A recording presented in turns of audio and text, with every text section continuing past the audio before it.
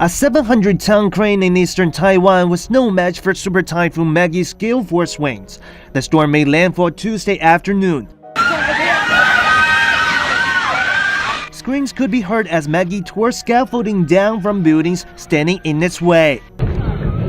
One young woman struggled to retrieve her motorbike. As she fought the storm, she broke out in tears.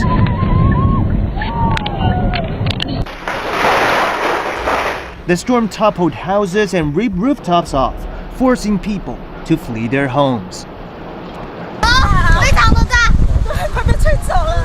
Typhoon Maggie is due to make landfall in China's Fujian and Guangdong provinces on Wednesday. Authorities have asked people to return their boats to port and stay ashore. Rescue relief teams are ready for deployment. Mainland residents are bracing for the worst. According to our analysis, an area of around 200,000 square meters will receive about 100 millimeters of precipitation.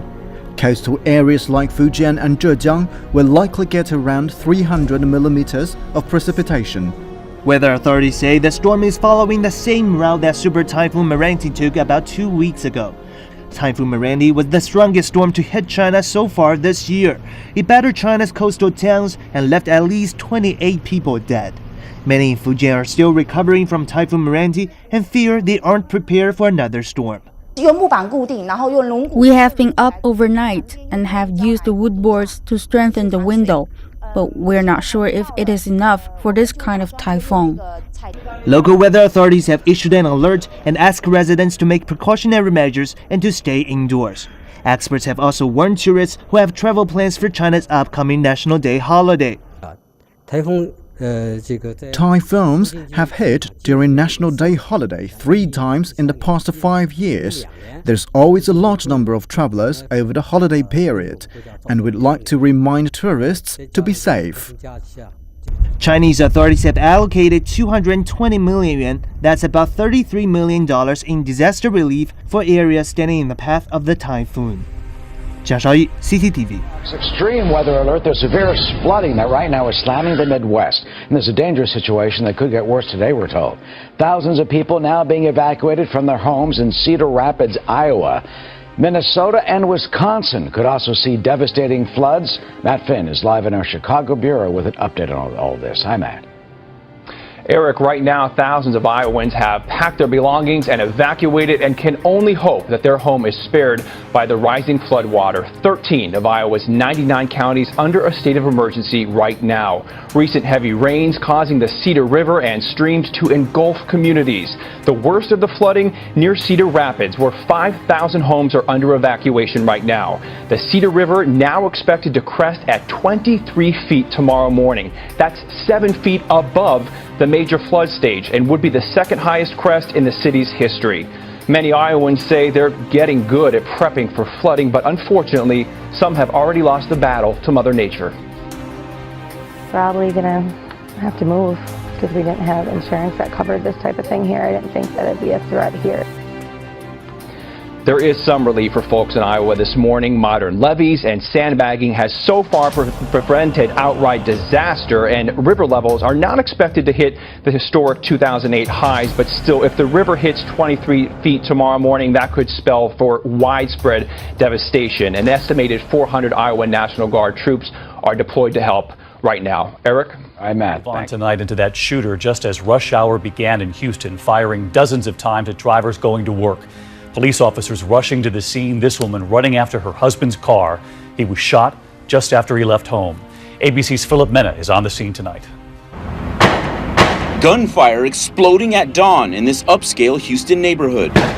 Witnesses say a man armed with a laser-sighted rifle taking aim at the windshield of passing cars. A bullet missing this woman by inches. All of a sudden, my windshield exploded. Jennifer Melita's husband had just left for work when she heard his car screech to a halt. He's screaming on the phone, "I'm hit, Jen, I'm hit." Melita racing to find her husband, his cheek grazed. The shooter was truly trying to kill. 9 people hit by bullets or flying glass. Police taking cover.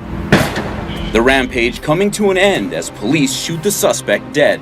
Investigators finding guns, 2,600 rounds of ammo, along with Nazi materials in and around his Porsche. That car registered to Houston attorney Nathan Desai. David, Houston's mayor calling the shooter a disgruntled lawyer. Tonight, investigators are still here on the scene combing for clues. David? Philip Minute tonight. Series of explosions in Baghdad killed at least 17 civilians.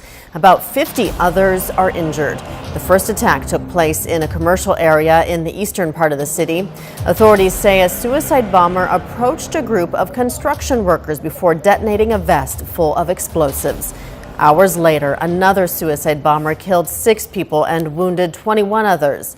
In the western part of the city, a roadside bomb killed 2 7 people were also killed in Chicago and 36 others wounded in multiple shootings over the weekend. The city has been struggling with an extended spike in violence. Last month alone, 90 people were shot dead in the country's third largest city.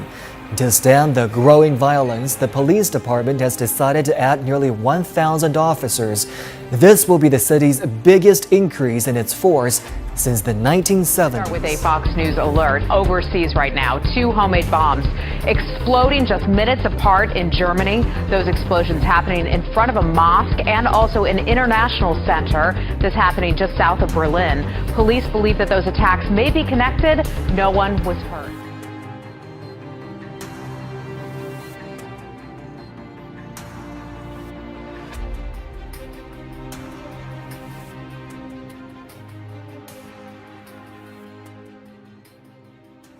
Now, Queenslanders from as far south as Hervey Bay to as far north as Yeppoon are scratching their heads this morning. They're baffled after seeing a bright flash of light in the sky overnight. Let's get to the bottom of this mystery and go to 9's Phil Wilmington in Gladstone. Phil, what do we know? Well, I don't know if I can help you much here, Sylvia. Some of the people I've been speaking to here in Gladstone, we only just flew in this morning, some of them thought it was an earthquake. That was the initial thought, but it's amazing actually, all the way up and down the coast, as you alluded to. It was a big stretch of the coast where this event was actually noticed. The story was remarkably similar. A flash of light in the sky. Some people then reported a bang or an explosion of some sort.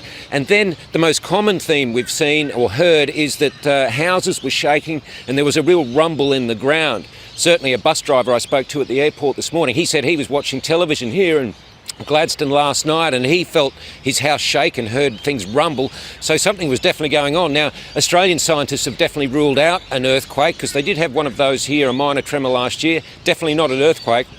A German astrophysicist is suggesting it's definitely not a comet, because if that was the case, Queensland wouldn't be here anymore.